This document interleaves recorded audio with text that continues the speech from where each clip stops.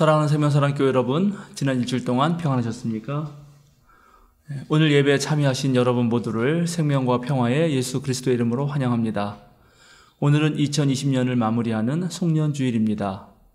올 한 해 코로나로 많이 지치고 힘든 하루하루를 보내고 있지만 그런 가운데서도 우리를 지켜주시는 주님의 은혜에 늘 감사드립니다. 오늘은 특별히 강영선 목사님의 설교를 듣습니다. 주님께서 주시는 말씀을 통해서 하늘의 위로와 은혜가 가득하시기를 빕니다. 오늘 오후에는 동영상 온라인을 통하여 공동회를 개최합니다. 안건은 2020년 목회 운영위원 인준과 또 2021년 목회 운영위원회 인준과 2021년 예산안이 되겠습니다. 새 예배처소 이전위원회의 마지막 보고도 공동회 때 함께 드리겠습니다. 이제 성부와 성자, 성령의 임재를 알리는 세 번의 징울림과 함께 하늘의 울림이 이 시간 마음을 모아서 예배하는 여러분 모두에게 함께 하시기를 기원드립니다.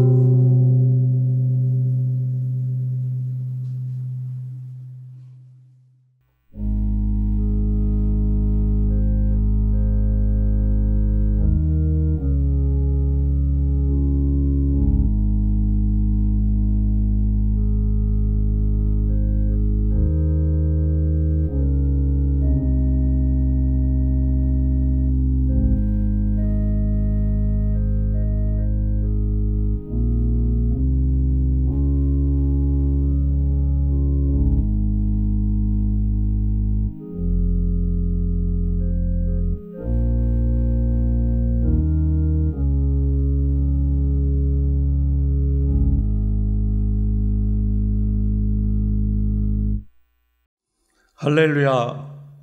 하늘에서 주님을 찬양하여라. 높은 곳에서 주님을 찬양하여라. 주님의 모든 천사들아 주님을 찬양하여라. 너희가 주님의 명을 따라서 창조되었으니 너희는 그 이름을 찬양하여라. 그 이름만이 홀로 높고 높다. 주님이 그 백성을 강하게 하셨으니 찬양은 주님의 모든 성도들과 주님을 가까이 모시는 백성들과 이스라엘 백성이 마땅히 드려야 할 일이다. 할렐루야. 아멘.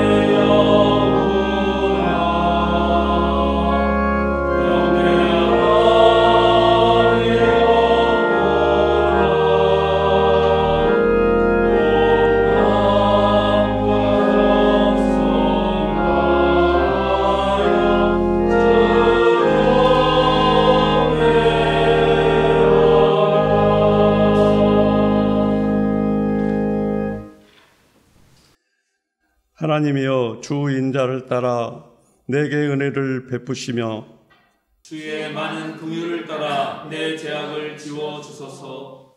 나의 죄악을 말갛게 씻으시며 나의 죄를 깨끗이 제하소서.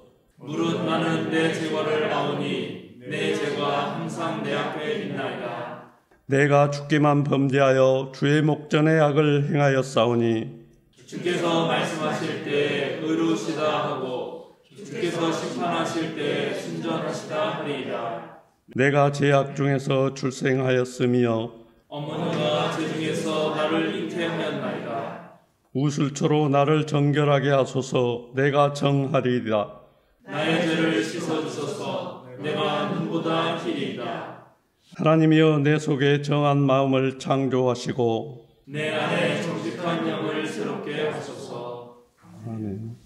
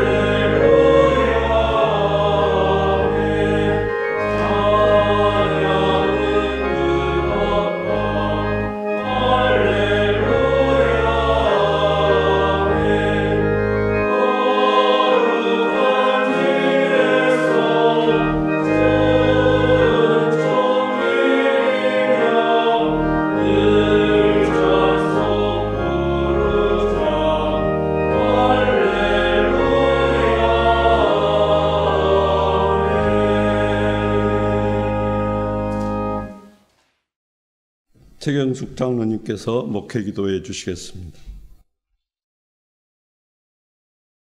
육신이 되어 가장 낮은 자리에 어린아이로 오신 하나님, 모든 선한 일에서 열매를 맺으라는 표어로 시작했던 2020년의 마지막 주일, 부끄러움과 감사, 새로운 다짐의 마음으로 예배를 드립니다.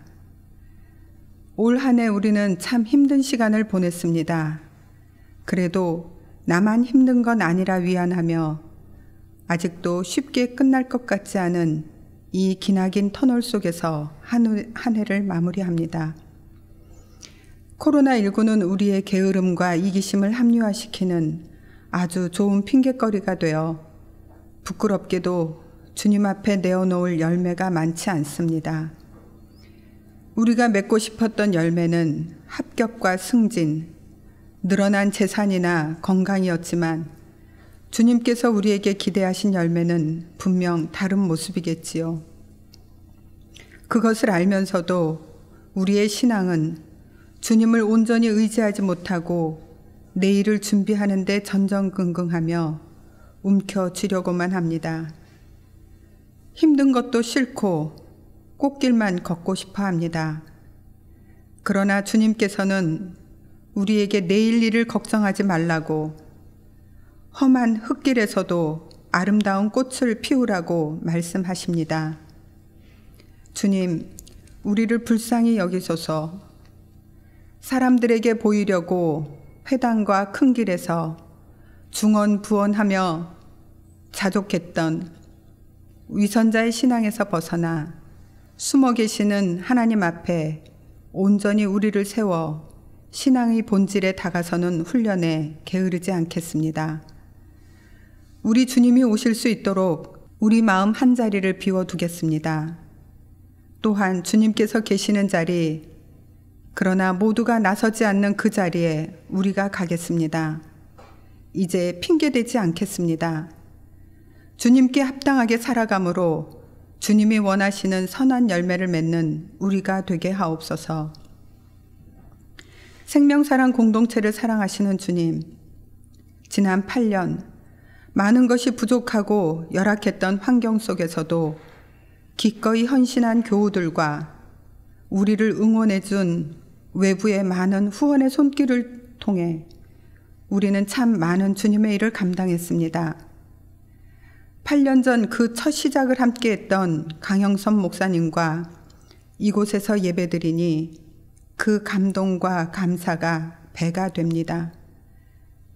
이제 이곳에서 더 많은 일을 계획하고 실천하겠습니다.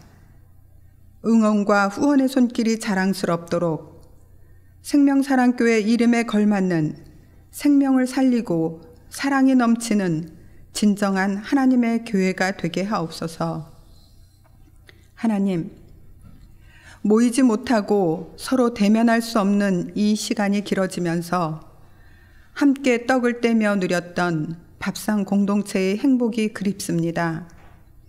친구들과 이웃과 얼굴 맞대고 식탁에 앉아 음식을 나누며 식구가 되어 서로의 일상을 나누던 그 평범한 삶으로 돌아가고 싶습니다. 만나면 서로의 손을 맞잡고 부담 없이 얼싸안던 그 시절이 다시 올 수 없다면 표정을 알 수 없는 온라인의 문자나 체온이 느껴지지 않는 영상으로 우리의 마음을 얼마나 잘 전할 수 있을까요? 이미 너무나 익숙해진 비대면의 일상으로 나에 더 익숙해지면서 서로의 안녕을 묻고 일상을 공유하며 소통했던 우리라고 하는 울타리가 무너져가는 것은 아닌지 걱정이 됩니다. 이웃들의 일상을 궁금해하지도 않고 부대끼며 서로 인내해야 하는 공동체의 삶이 이제는 불편하다 느낄까 두렵습니다. 이런 상황에서 주님의 뜻은 무엇일까요? 일제강점기에는 독립운동의 선구자로, 군부 독재의 시대에는 민주화운동의 선봉에서 생명과 정의, 평화의 희망이 되었던 그리스도교가 이제 다시 지금 이 팬데믹 시대에 세상을 향해 희망이 되게 하옵소서. 그리고 우리 생명사랑교회가 그 한 자락을 감당할 수 있기를 소망합니다. 새로운 도전 앞에서 한 사람의 10걸음보다 10사람의 한 걸음으로 나아가게 하시고 우리 모든 성도가 그 한 걸음에 동참하게 하옵소서. 메시아를 잉태하고 두려움에 떨고 있는 마리아를 축복하고 격려했던 엘리사벳처럼 죽음을 각오해야만 했던 험난한 바울의 전도 여행에 동행했던 디모데처럼 우리 모두가 서로에게 동역자가 되고 목회자가 되어 서로 격려하며 동행하는 진정한 평신도 사역을 이루어가게 하옵소서. 하나님께서 우리를 통해 어떤 새로운 일을 계획하고 계시는지 기대하며 희망으로 새해를 맞이하겠습니다. 이 시간 우리가 드리는 찬양과 기도로 주님 영광 받으시고 우리는 말씀을 통해 주시는 주님의 뜻을 삶으로 받아 하나님의 형상을 드러내게 하옵소서. 하늘에만 계시지 아니하고 내 안에 계시고 우리 가운데 계시는 예수 그리스도의 이름으로 기도합니다. 아멘.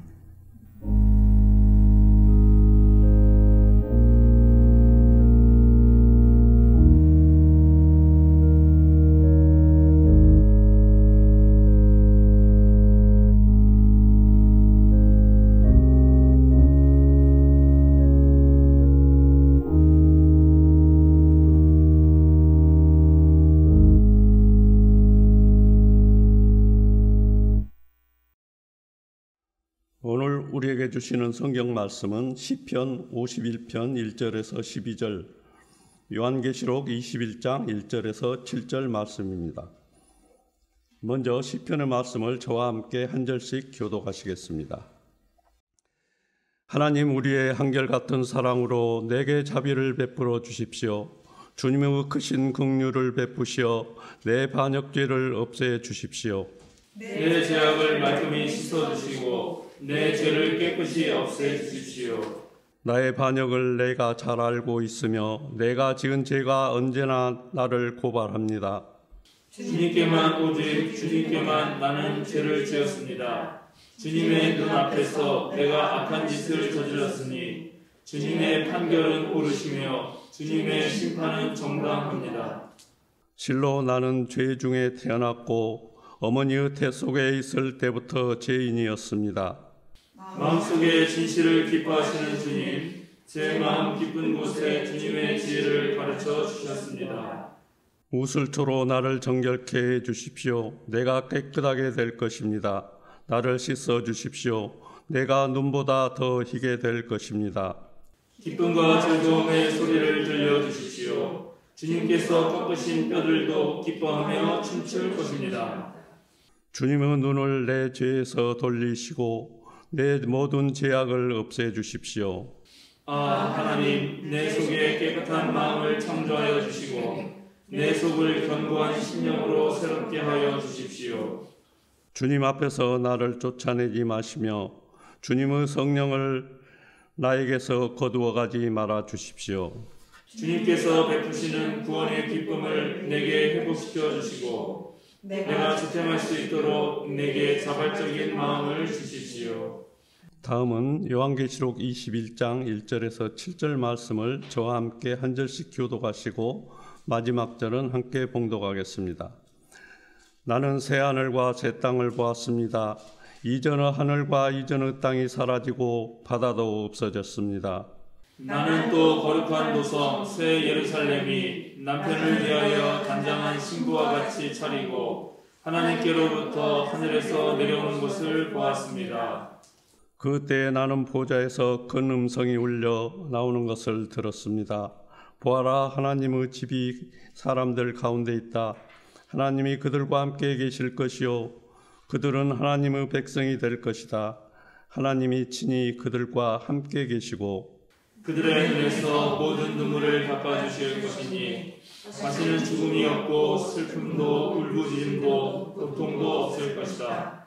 이전 것들이 다 사라져 버렸기 때문이다. 그때 보좌에 앉으신 분이 말씀하셨습니다. 보아라, 내가 모든 것을 새롭게 한다. 또 말씀하셨습니다. 기록하여라, 이 말은 신실하고 참되다. 또 나에게 말씀하셨습니다. 다 이루었다. 나는 알파며 오메가 곧 처음이며 마지막이다. 목마른 사람에게는 내가 생명수 샘물을 거저 마시게 하겠다. 다 같이 이기는 사람은 이것들을 상속받을 것이다. 나는 그의 하나님이 되고 그는 내 자녀가 될 것이다. 아멘. 다음은 주은혜라는 제목으로 소프라노 장순아 집사님의 특송과 새롭게 하소서라는 제목으로 강영선 목사님이 말씀 전해 주시겠습니다.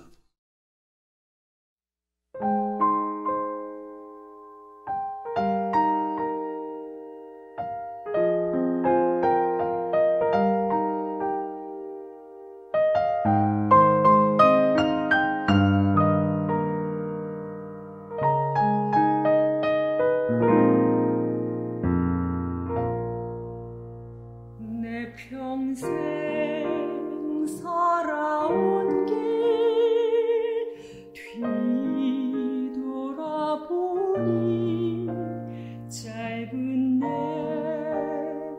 인생길 오직 주의 은혜라.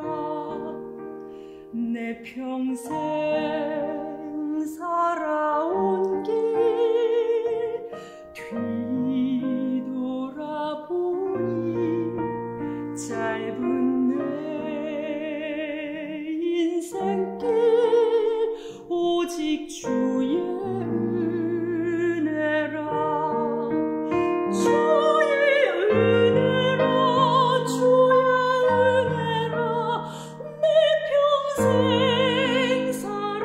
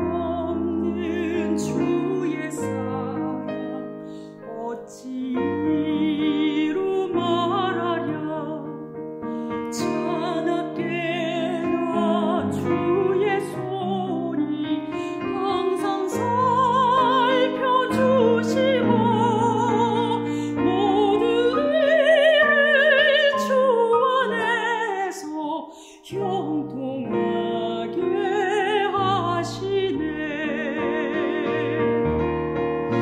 주의 은혜라 주의 은혜라 내 평생 살아온 길 주의 은혜라 주의 은혜라 다함이 없는 사랑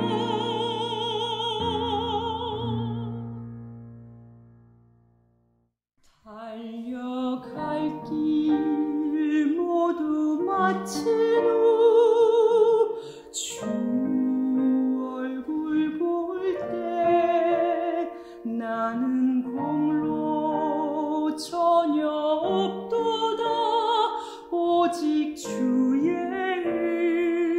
은혜라 나는 공로 전혀 없도다 오직 주의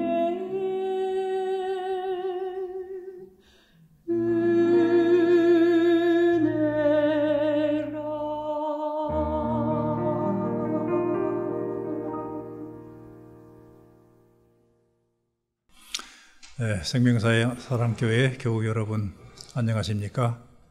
반갑습니다. 한 해를 마무리하는 이 송년주일에 알파 오메가 되시는 우리 주님의 은총과 평화가 우리 교우 여러분의 심령과 가정과 이 교회 후에 가득하기를 기원드립니다. 제가 오늘 이 새 예배 처소에 처음으로 방문을 했는데 와보니까 참 아늑하고 아담하고 또 소박하고 사랑이 넘치는 그런 공간입니다. 여기 오면 기도와 찬양이 저절로 나올 것 같네요. 좀 이 교회를 향한 여러분의 지극하신 사랑과 정성, 또 뜨거운 헌신에 감사를 드리고 지난 8년 동안 이 교회를 이끌어 주신 우리 주님께 감사를 드립니다. 흔히 연말이 되면 다사다난이라는 말을 많이 쓰는데 올해는 이 다사다난이라는 말로는 도저히 표현할 수 없을 만큼 그렇게 혹독한 시련의 한 해를 우리가 견뎌왔습니다. 코로나19라고 하는 이 세계적인 초유의 팬데믹으로 인해서 우리가 개인적으로도 또 교회적으로도 사회적으로도 국가적으로도 또한 세계사적으로도 결코 잊혀질 수 없는 고난의 한 해를 살아왔습니다. 수많은 사람이 목숨을 잃었고 직장도 잃었고 삶의 터전을 잃었고 또 사업체도 붕괴되고 그래서 국가 경제가 휘청거리고 심지어 어떤 나라는 국가 부도를 맞은 국가들도 있습니다. 또 코로나 모범국이라고 칭찬을 받고 있는 우리나라도 얼마나 많은 사람들이 그동안 경제적으로 타격을 받고 사업체를 잃어버리고 고난을 겪는 분들이 얼마나 많습니까? 또 목숨을 잃고 지금 이 시간에도 병석에 누워서 투병 생활하는 분들이 많이 계십니다. 올해 갑자기 뜬 가요 중에 나훈아 씨가 부른 테스형이라는 가요가 있는데 그 가요의 한 구절이 우리 가슴을 울려요. 아, 테스형, 세상이 왜 이래? 세상이 왜 이렇게 힘들어? 그런 구절이 있어요. 지금 우리 사회를 잘 풍자하고 있는 그런 가사 같아요. 소크라테스가 인류 역사상 가장 현자라고 알려져 있는데 이 답답하고 살기 어려운 이 시대가 왜 이렇게 됐느냐, 소크라테스 형님이 대답 좀 해봐라. 그런 좀 익살스러운 내용을 담고 있는 그런 노래지요. 이 노래 가사처럼 참 힘들게 올 한 해를 살아왔습니다. 교우 여러분도 참 고생 많으셨습니다. 얼마나 불편하고 답답하고 힘드셨겠습니까? 그런데 우리 민족은 참으로 대단한 저력을 가지고 있는 민족입니다. 6.25 전쟁의 참화를 딛고 일어선 민족이고 보릿고개를 초곤목피로 연명하면서 견뎌온 민족입니다. IMF 외환위기도 금모기를 하면서 극복해온 민족이죠. 이 참담한 코로나 위기도 머지않아 능히 극복할 수 있으리라 저는 그렇게 확신을 합니다. 그래서 2021년 새해에는 이 세계적인 재앙에서 벗어나서 우리나라뿐만이 아니라 온 인류가 정상적인 일상생활을 회복할 수 있기를 우리 모두가 열심히 기도해야 되겠습니다. 과학자들의 종합적인 판단에 의하면 이 코로나19라고 하는 바이러스는 기후변화하고 밀접한 관계가 있다고 그래요. 즉 인류가 물질적인 풍요와 편리함을 누리기 위해서 환경을 파괴하고 이산화탄소 같은 온실가스를 많이 배출해온 결과 지구 온도가 자꾸 높아지고 기온 상승의 결과 이 지구촌에 예전에 없었던 긴 가뭄도 생기고 산불도 생기고 장마도 생기고 폭우도 생기고 쓰나미도 생기고 이런 자연재해들이 발생하는데 거기에 더불어서 전에 없었던 신종 바이러스들이 출몰한다는 겁니다. 이 지구상에는 수백만 종의 바이러스들이 공존하고 있는데 그중에는 인간에게 유익한 것도 있고 해로운 것도 있는데 이 기후변화로 인해서 숨어있던 이 해로운 바이러스들이 출몰한다는 것이죠. 과학자들의 이러한 진단은 결국은 신학적인 과제로 귀결이 됩니다. 하나님께서 창조하신 이 삼라만상의 자연 생태계를 착취하고 파괴해온 우리 인간의 이기적인 욕심이 결국 이러한 재앙을 불러왔다. 그래서 이 코로나19라고 하는 것은 재앙임과 동시에 우리 인류에게 주시는 하나님의 경고의 메시지가 아닐 수 없습니다. 이제라도 회개하고 친환경적인 삶의 패턴을 회복하라고 하는 메시지인 것입니다. 우리가 살아온 2020년에 또 한 가지 두드러진 특징이 있다면 그것은 우리 사회의 양극화가 아닐까 싶어요. 지금 우리 사회는 정치권에서부터 시작해서 전 국민이 둘로 나뉘어 있습니다. 하나는 좌파, 하나는 우파, 하나는 진보, 하나는 보수. 그리고 그 간격의 골이 너무 깊어져 있어요.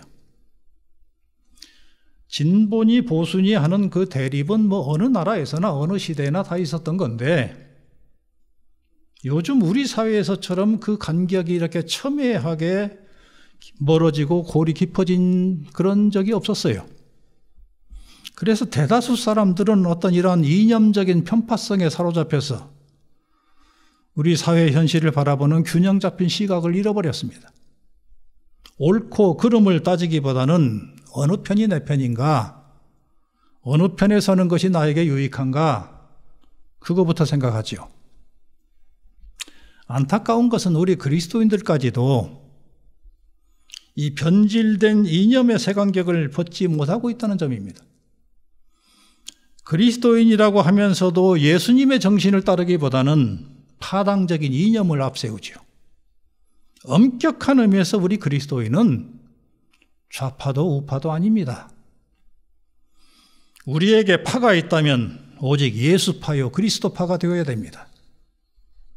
진보니 보수니 좌파니 우파니 하는 이런 파당적인 시각에서 벗어나서 선과 악이 대립할 때는 선의 편에 서야 되고 정의와 불의가 부닥칠 때는 정의의 편에 서야 합니다. 사랑과 미움이 대립할 때는 마땅히 사랑의 편에 서야 하고 평화가 위협받을 때는 평화를 지키는 편에 서야 됩니다. 옳은 것은 옳다 하고 아닌 것은 아니라고 해야 됩니다. 우리 예수님이라면 이런 경우에 어떻게 하실까? 그것을 생각하면서 예수님의 길을 따르는 사람, 하나님의 나라와 그 의를 먼저 구하는 것이 그리스도인의 바른 자세인 것입니다. 우리 한국교회는 옳고 그름보다는 힘있고 돈 있는 기득권자들의 편에 서왔던 그 잘못된 체질부터 고쳐야 됩니다. 역사적으로 볼 때 기독교가 부와 권력의 편에 설 때 타락하지 않은 적이 없었어요. 기독교 사상 12월에 보면 몇몇 교수들이 우리 한국교회의 현주소를 진단하는 글을 실었는데, 한국의 주요 교단에 속한 교인 수가 얼마나 줄었는지 각 교단 총회의 통계 자료를 인용해서 논문을 쓴 것이 실려 있었어요. 예장, 합동, 통합, 고신, 기장, 감리교, 성결교 등 6개 주요 교단의 교인 수가 2011년을 정점으로 해서 그때부터 쭉 하향 곡선을 그리고 있는데, 지난 8년 동안 140만 명이 줄었다고 그래요. 우리나라 인구조사에서 기독교인의 숫자는 대략 980명 정도로 잡혀 있는데, 그 숫자는 통일교니 신천지니 하는 이단까지 다 포함된 숫자이기 때문에 정통 기독교인 숫자는 한 800에서 850만 명을 잡습니다. 그런데 그 중에서 지난 8년 동안 140만 명이 줄었다는 거예요. 그리고 지난 한 해에만 해도 18만 명이 줄었답니다. 이거는 각 교단 총회 통계에 잡힌 숫자예요. 그러니까 거짓이 아닙니다. 그렇다면 만약에 이 코로나 사태가 다 끝나고 내년 말쯤 만약에 다시 통계를 낸다면 어떻게 나올까요? 우리나라에서 최근 들어서 우리 개신교의 이미지가 얼마나 나빠졌습니까? 그렇지 않아도 목회자들의 일탈 행위와 세습 등으로 인해서 나빠질 대로 나빠진 우리 개신교의 이미지가 최근에는 일부 극우 성향 목사들과 교인들의 정치 편향적인 행태로 인해서 개신교를 매우 배타적이고 몰지각한 집단으로 비춰지게 만들었어요. 이 엄중한 코로나 상황에서도 지금 이 시간에도 감염의 온상 역할을 하는 교회들이 속출하고 있지 않습니까? 그래서 교회가 반사회적인 집단으로 비춰지고 있습니다. 그래서 어떤 학자는 이 코로나 사태가 끝나고 나면 개신교인의 수가 400~500만 명으로 줄어들 것이다. 그렇게 우울한 진단을 하고 있어요. 이래저래 우리 한국교회는 선교 135년 역사 이래 최대의 위기를 맞고 있습니다. 또 다른 차원에서 우리 그리스도인들과 교회의 위기 요인이 있습니다.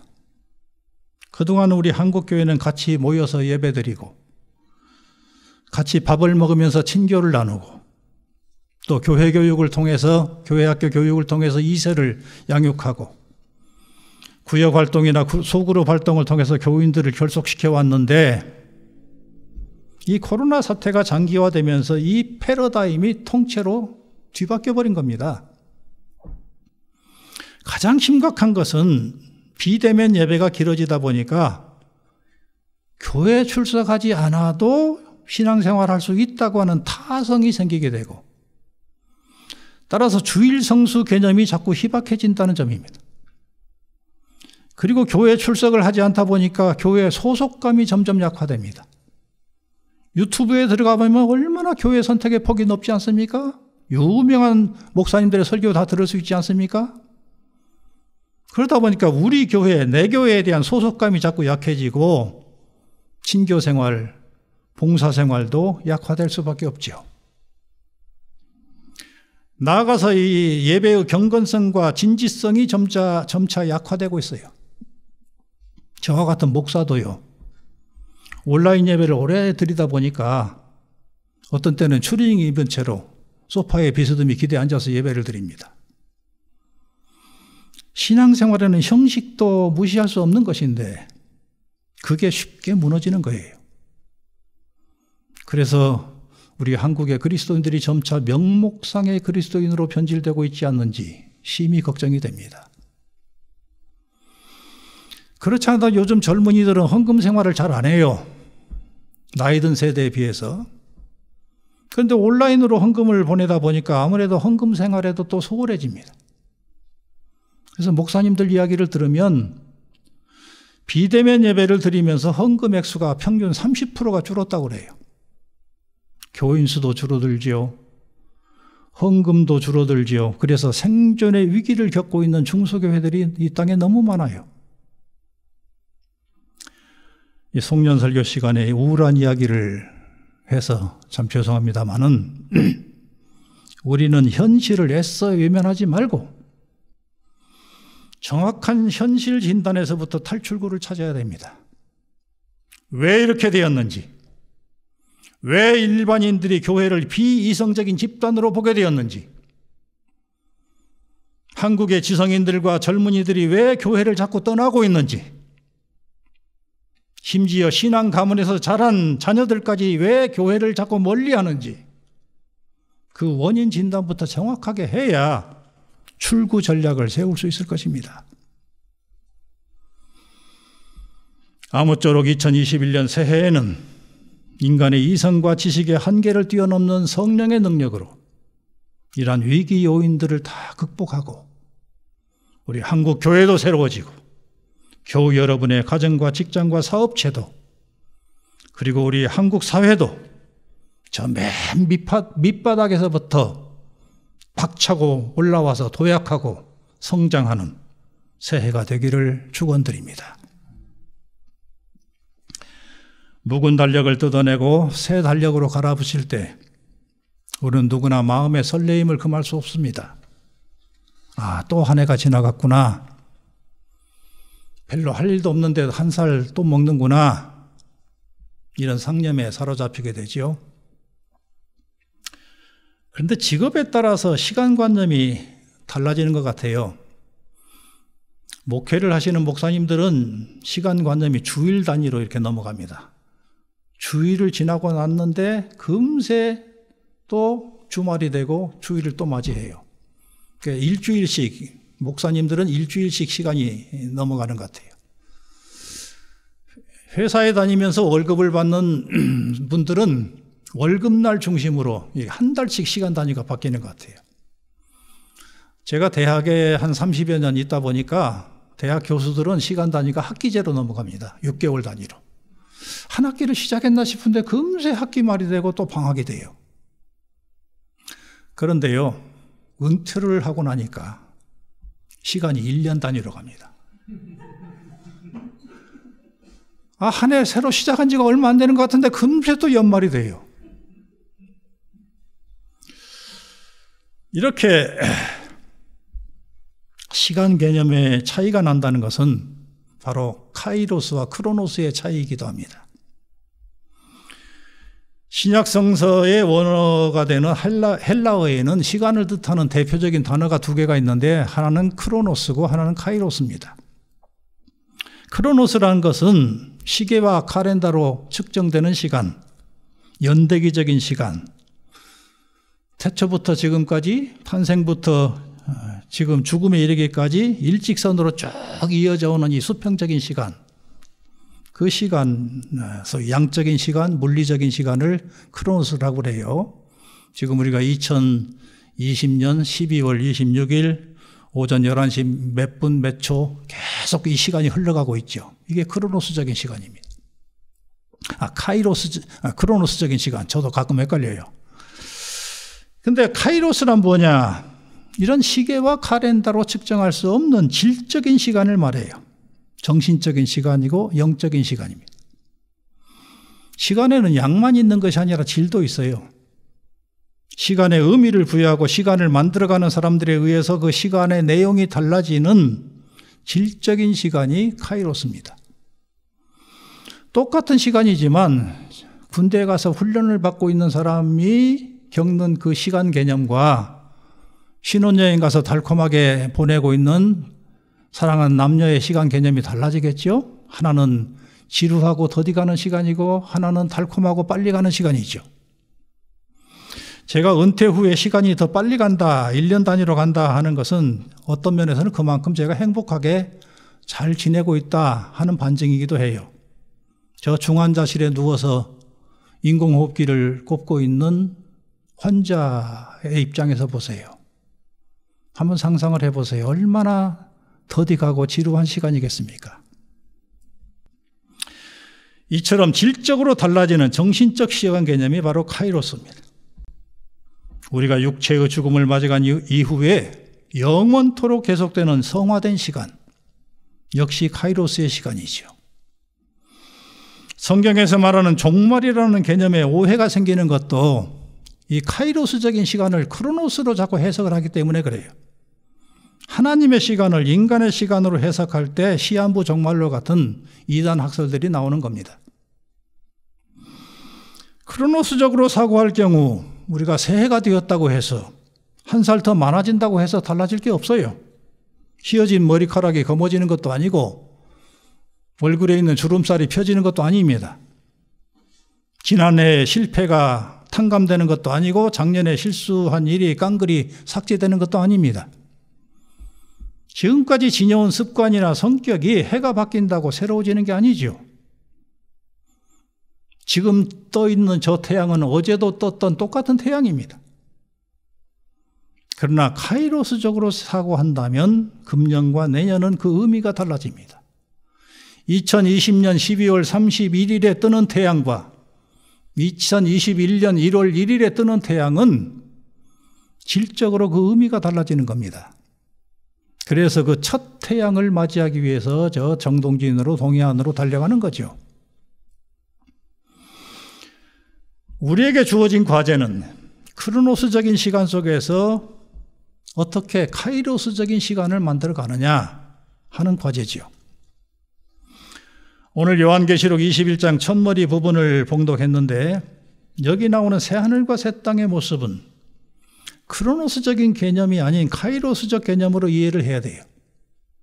더 이상 눈물도 한숨도 고통도 없는 그 새하늘과 새 땅, 하나님께서 친히 눈물을 닦아주시는 그 새하늘과 새 땅은 이 크로노스적 역사의 저 끝에 가서 이루어지는 그런 신세계가 아닙니다. 그러한 이상향은 바로 하나님의 소명을 받은 우리 인간들의 수고와 노력을 통해서 지금 이 땅 위에서 실현되어야 하는 하나님 나라의 표상이고 나의 삶 속에서 지금도 순간순간마다 실현해야 되는 삶의 내용이어야 됩니다. 과학 문명이 자꾸 발달해서 앞으로도 우리의 삶의 양상이 엄청나게 뒤바뀔 것입니다. 그렇다고 해서 과학 문명이 새하늘과 새 땅을 가져다 주는 게 아닙니다. 자본주의가 지배하는 세상에서 돈이 이 세상을 새하늘과 새 땅으로 만들어주지 못합니다. 이 세상적 가치 척도를 가지고는 결코 하나님 나라를 이룩할 수 없습니다. 오직 하나님의 사랑과 평화와 정의가 이 세상을 통치할 때 이 세상은 새하늘과 새 땅이 될 수 있습니다. 하나님의 사랑과 정의와 평화의 빛 아래서만 윤리도 도덕도 과학 문명도 자본도 인류의 행복을 위해서 봉사하는 자리에 서게 될 것입니다. 오늘의 구약 본문 시편 51편에 보면 다윗의 기도가 나오지요. 하나님이여 내 속에 정한 마음을 창조하시고 내 안에 정직한 영을 새롭게 하소서. 아시다시피 다윗은 음욕에 눈이 멀어서 밧세바를 강제로 데려다가 아내로 취하고 그의 남편 우리아를 죽게 만들었지요. 이 엄청난 죄악에 대해서 나단 선지자의 책망을 받은 다음에 사흘 동안 식음을 전폐하고 회개하면서 지은 시가 이 시편 51편으로 알려져 있습니다. 마음속에 성실과 진실을 기뻐하시는 주님, 제 마음을 주의 지혜로 채우소서. 주의 거룩한 영을 나에게서 거두지 마소서. 내 속에 정한 마음을 창조하시고 내 안에 정직한 영을 새롭게 하소서. 깨끗한 마음을 지니게 하시고 내 영혼을 새롭게 하소서. 이것이 이 기도의 요점입니다. 우리가 거듭난다고 하는 것은 정신과 영혼이 새로워진다는 뜻이지요. 한 해를 마감하고 새해를 맞이하는 우리의 기도 역시 내 안에 정직한 새 영을 넣어주소서. 내 영을 새롭게 하소서. 이 기도가 되어야 할 것입니다. 똑같은 시간을 살지라도 영이 더러워진 사람은 사망의 길을 가는 것이고 영이 깨끗한 사람은 구원의 길을 가는 것입니다. 새하늘과 새 땅은 아무에게나 주어지는 것이 아니고 마음과 영혼이 깨끗해지고 새로워져서 하나님의 생명책에 그 이름이 기록된 사람, 그들만이 참여할 수 있습니다. 우리가 지난날 혹시 의롭지 못하게 살았다면, 비틀거리며 살아왔다면 그것은 우리의 영혼이 올바르게 서지 못해서 그렇습니다. 거짓과 타협하고 불의와 손잡았다면 그것도 우리에게 정직한 영이 없었기 때문입니다. 한 해를 마감하면서 혹시 우리는 하나님 앞에서 청산해야 될 과제는 없는지, 우리의 정신과 영혼이 더럽혀지지는 않았는지 돌아보고 하나님 앞에서 정리하는 시간을 가져봅시다. 그리고 다가오는 새해에는 이 새로운 예배 초서와 더불어서 우리 모두가 새로운 마음가짐과 정결한 영혼을 가지고 살도록 다짐하고 노력합시다. 새벽별처럼 아름다운 영혼을 지닌 사람은 하루하루를 아름답고 보람차게 장식해 나갈 수 있을 것입니다. 내 속에 정직한 영을 새롭게 하소서. 이 다윗의 기도가 한 해를 마무리하는 우리 모두의 기도가 되기를 바랍니다. 기도합시다. 사랑의 주님,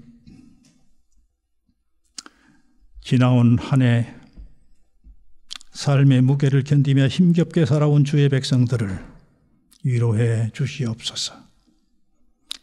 새롭게 도약할 수 있는 믿음과 희망과 용기를 주시옵소서. 생명사랑교회 교우들을 축복하시어 주님께서 허락하신 이 새로운 예배당에서 새로운 마음가짐과 정직한 영으로 무장하고 2001년 새해를 맞이하게 하옵소서. 처음과 나중 되시는 우리 주 예수 그리스도를 받들어 기도드리옵나이다. 아멘.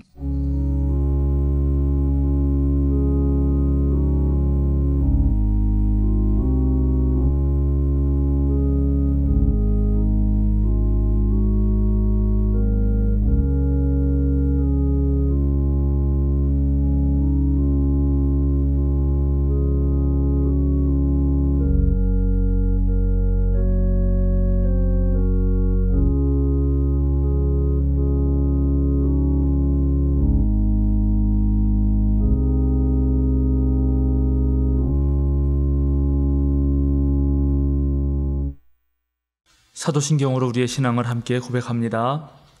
나는 전능하신 아버지 하나님 천지의 창조주를 믿습니다. 나는 그의 유일하신 아들 우리 주 예수 그리스도를 믿습니다.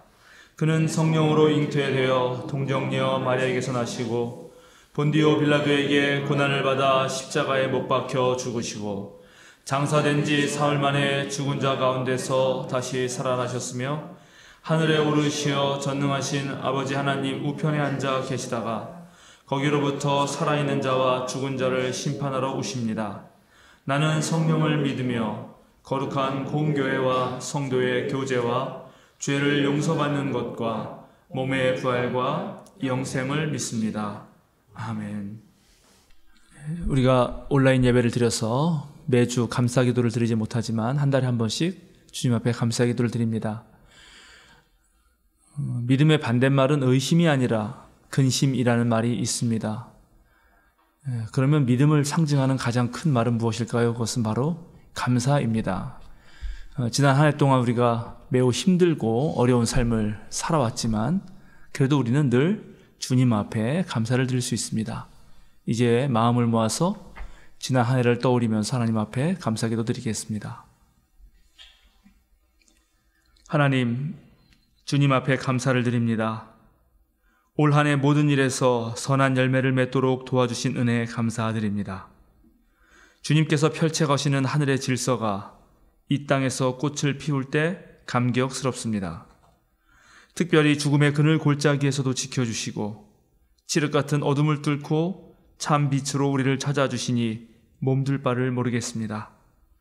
주님, 한 해를 마감하면서 우리는 우리들의 마음을 어지럽히는 잡다한 세상 일들을 정리하고 이제 주님 오시는 길을 닫기 위해 마음을 모으고 있습니다. 길을 잃고 비틀거릴 때마다 동방박사를 이끌었던 별을 생각하며 다시 주님 앞에 섭니다. 따뜻한 세상, 정의를 뿌리고 사랑의 열매를 거두는 새 시대를 소망하며 주님 앞으로 나옵니다. 나올 때 빈손으로 오지 아니하고 감사의 예물을 가지고 나왔습니다. 이 예물을 받으시옵소서. 십자가의 죽음으로 삶 전체를 들이신 예수님을 생각하며 아들 예수를 이 땅에 보내주신 주님의 사랑을 생각하며 우리 또한 우리의 마음과 몸을 드립니다. 주님, 받으시옵소서.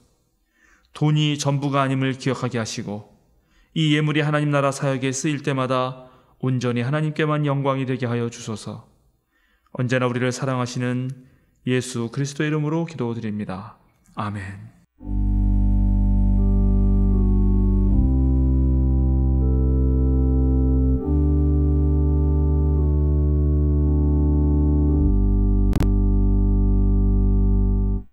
함께 찬송 286장 주 예수님 내 맘의 오사 찬양하십니다.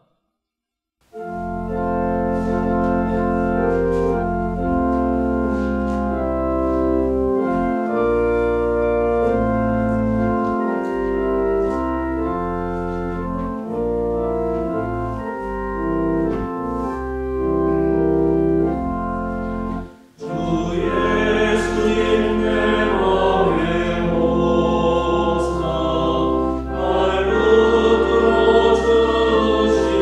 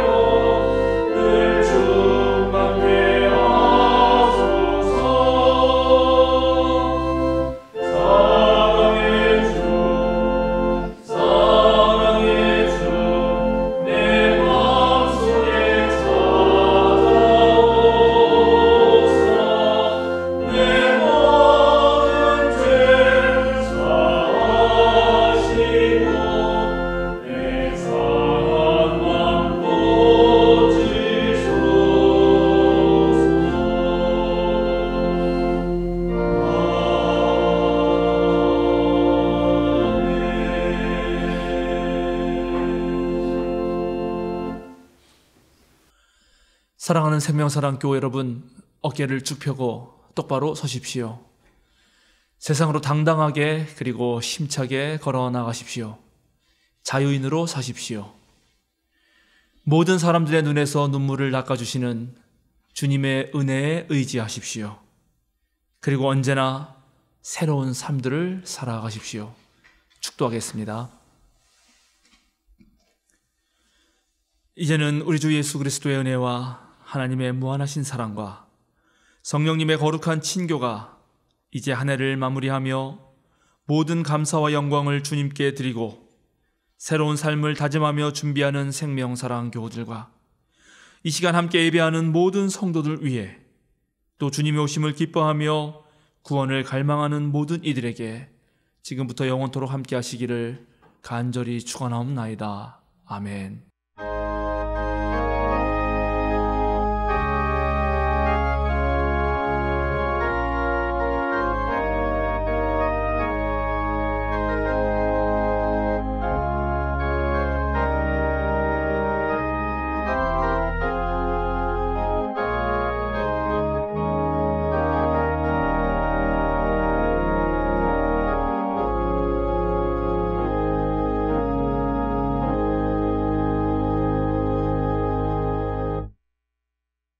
생명사랑교회 여러분, 이준일 장로님 알림과 사김 하시기 전에 제가 잠깐 올라왔습니다.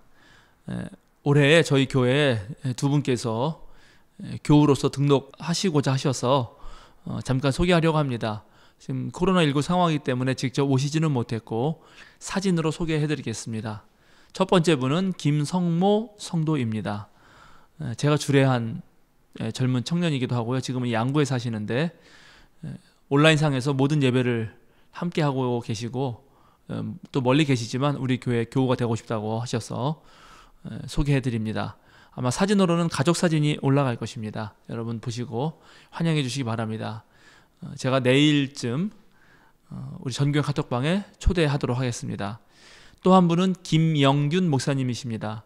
다른 교단의 목사님이신데 지금 잠깐 목회를 하지 않고 계십니다. 그래서 다른 것을 좀 배우고 싶은 생각이 있고 계획이 있으셔서 잠깐 쉬는데 그동안 우리 교회에 공식 교우로서 등록하시고 또 함께 신앙생활을 하고 싶다고 저에게 말씀해 주셔서 새 교우로 등록하게 되었습니다. 또 사진으로 안내가 나갈 것입니다. 그러면 여러분 제가 나중에 전교 카톡방에 초청했을 때 모두 열렬히 환영해 주시면 고맙겠습니다. 감사합니다.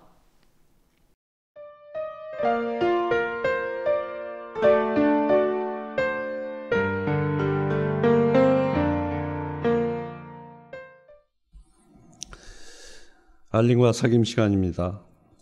오늘은 성탄절 첫째 주일이자 송년주일입니다. 오늘 예배 설교는 강영선 목사님께서 해주셨습니다. 감사드립니다. 방역당국 지침에 따라 12월 27일까지는 온라인 예배이고 각종 대면 모임과 활동이 금지됩니다. 따라서 모든 생명사랑 배움반을 비롯한 모든 소모임은 당분간 휴강합니다. 새 예배 주소는 도봉구 마들로 664-5, 도봉 그랜드타워 502호 생명사랑교회입니다. 코로나 상황이라 교회가 주관하는 예배와 모임은 어렵지만 개별적으로 많은 교우들께서 방문해 주시고 오셔서 개별 기도도 하시면 좋겠습니다. 혹시 교회 이전과 관련하여 헌물을 하실 마음이 있으신 분들은 예배처소위원회와 상의해 주시면 고맙겠습니다. 수요 기도회는 유튜브 실시간 방송으로 계속 진행되고 각종 신앙 동영상과 교육 자료들은 온라인 플랫폼들을 통해서 업그레이드 됩니다. 참조하셔서 여러분의 신앙이 계속 전진하시길 빕니다. 외부에도 적극적으로 공유와 홍보를 해주셔서 온라인 선교에 함께 힘써 주시기 바랍니다. 31일 송구영신 예배는 온라인으로 드립니다. 각 부서는 회개를 마무리하고 감사를 위해 장부를 정리해서 준비해 주시기 바랍니다. 가능하면 오늘까지 마무리해 주시기 바랍니다. 자기 진로를 찾기 위해 노력하는 고3을 위해 기도해 주시기 바랍니다. 12월 3일 수능을 마쳤고 원서 접수, 면접, 논술 등의 과정이 남아 있습니다. 대학 진학을 위해 남은 과정과 다른 진로를 준비하는 친구들을 위해 계속 마음을 모아주시기 바랍니다. 권수경, 김동섭, 나홍민, 오영석, 오승혁, 우준원, 이동원, 황아람, 홍혜빈, 최준호, 나영훈, 정혜원 총 12명입니다.